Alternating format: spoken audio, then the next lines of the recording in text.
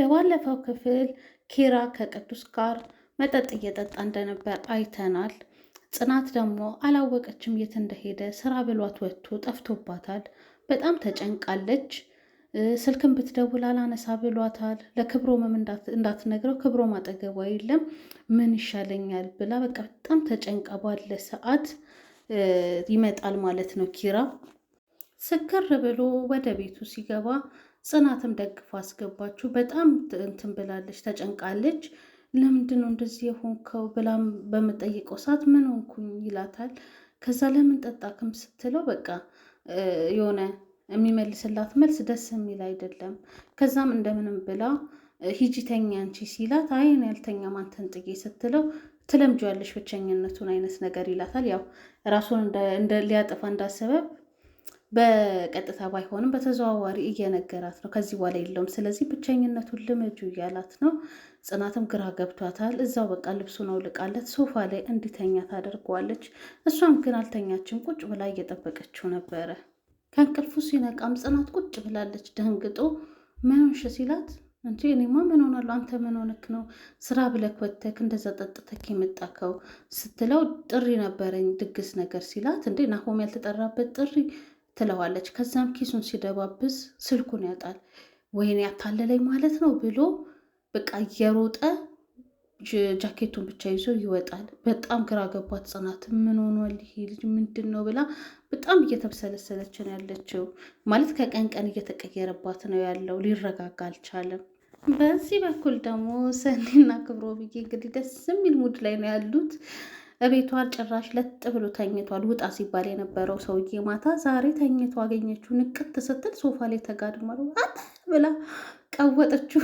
እሱ ደንግጦ ተነሳ ከተኛበት። አንቺ ልጅ ያምሻል እንዴ? ምን ሆነሻል ሲላት እንዴ ምን ትሰራለህ? ጭራሽ ደግሞ ያምሻል ትላለች።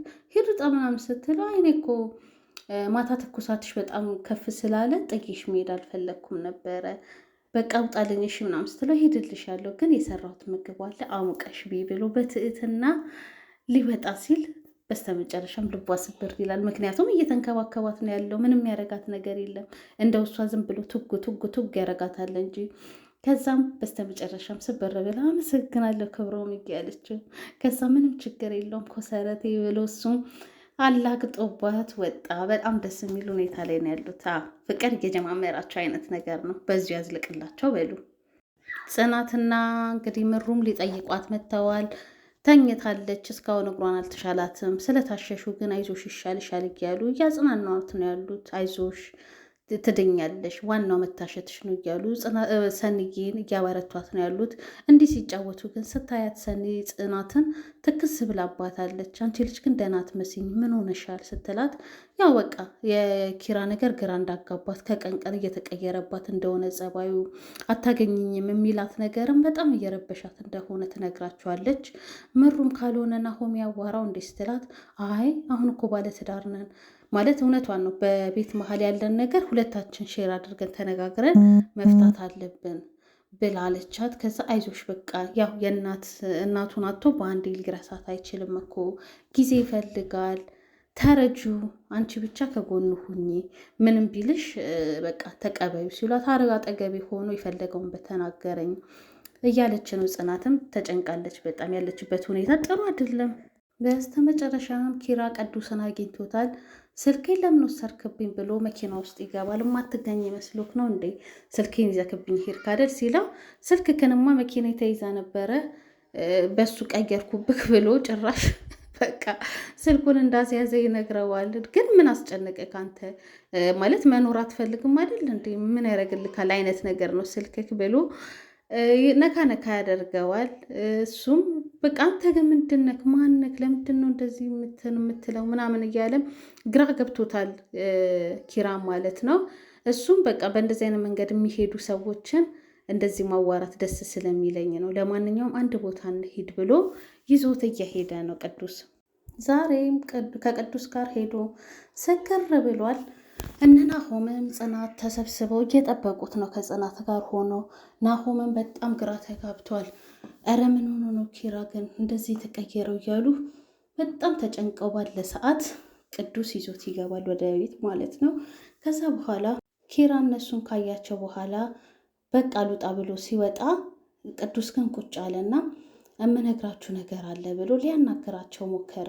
እነ ጽናትም ሁሉም ማነህ አንተ ምንድነክ ሲሉት ጓደኛው ነኝ ይላቸዋል። ከዛ እነሱ እንዴ ከመጀመሩ እኔ የማላውቀው ጓደኛ አፈራ ብሎ ናሆምም ሲጠይቀው ጓደኝነታችን ከትናንት ጀምሮ ነው ብሎ የተተዋወቁበትን መንገድ መኪና እየነዳው ባለ ሰዓት ኪራ ብሎ ሊነግራቸው ሲል ኪሩቤል መጣና ምን ትሰራለህ ካንተ እዚህ ምናምን ና እንውጣ በቃ ብሎ እነሱንም እየተናገራቸው ምን ሆነ ካለም ሲሉት እናንተ ምንም ሆናችሁ መች ነገራችሁኝ? እኔ ለምንድን ነው ማወራችሁ እኔ ስለሆንኩት ሁኔታ ብሎ ምንም ማስረዳት አልፈለገም። ከቅዱስ ከተመልሰው ወጡ። ቅዱስ ቁልፍም ይዟል። ሰተት ብሎ ኪችን ድረስ ይገባል። ጽናትን ያገኛታል። ጽናትም ትደነግጣለች። እንዴት በሩን አልፈህ ገባክ ስትለው እሱም መኪና ውስጥ ቁልፍ ረስቶ እንደነበርና ማታ ኪራ እሱን ከፍቶ እንደገባ ይነግራታል። ድፍረቱ በጣም ገርሟታል። ምንድን ነው ይሄ ልጅ እያለችም በጣም ተጨንቃለች። ምክንያቱም ኪራንም እኛንም ተቆጣጠረን እኮ ቤቱንም ተቆጣጠረው ምንድን ነው እያለች ተጨንቃ ነው የምታየው። ከዛም ኪራ ሲላ ተኝቷል፣ አቀስቅሰው አሁን አይደል እንደ ይዘከው የመጣከው ሲነጋ ተኝቶ ላደረፍ ሰው እኮ ነው እስካሁን ተኛ የሚባለው ይተኛበት ስትለው እሱ ግን አልተቀበላትም። ምን ነው ተረጋግቶ ተኝቶ ነገም ሄዶ እንዲጠጣ ነው ሲላት እንደዛ እያልኩ አይደለም ግን ይተኛ እረፍት ያድርግበት ስትለው ቅዱስም አልተቀበላትም። ሳይቀበላት ወደ መኝታ ክፍል ሄደ።